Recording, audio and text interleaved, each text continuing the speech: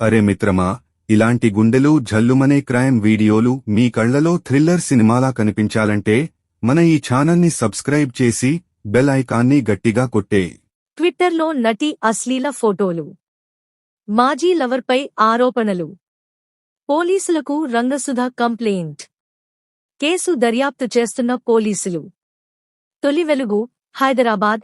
సెలబ్రిటీలపై social మీడియాలో అసభ్యకర పోస్టులు సర్వసాధారణమైపోయాయి.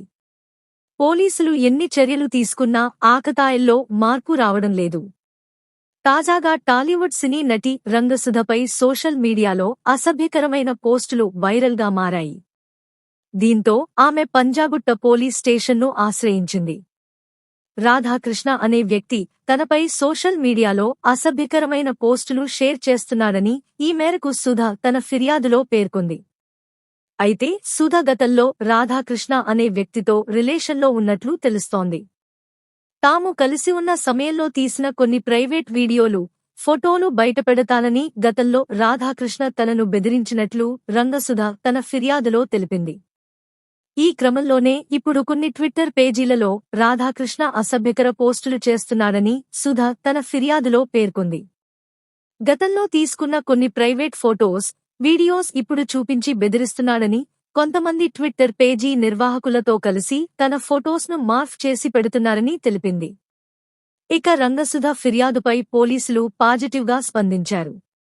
ఆమె ఫిర్యాదును స్వీకరించి రాధాకృష్ణ, మరికొంతమందిపై కేసు నమోదు చేశారు. సోషల్ మీడియాలో అసభ్యకరమైన పోస్టులు పెట్టినా, షేర్ చేసిన వారిపై కఠిన చర్యలు తీసుకుంటామని పోలీసులు హెచ్చరించారు.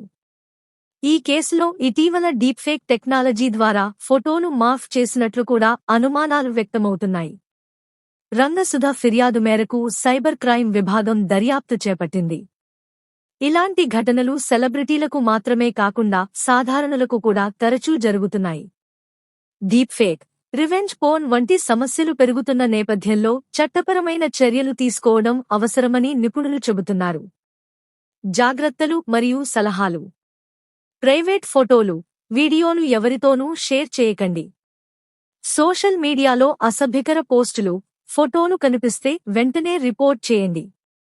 అశ్లీల కంటెంట్, బెదిరింపులు ఎదురైతే సైబర్ క్రైమ్ పోలీస్ స్టేషన్ లేదా 193కు ఫిర్యాదు చేయండి.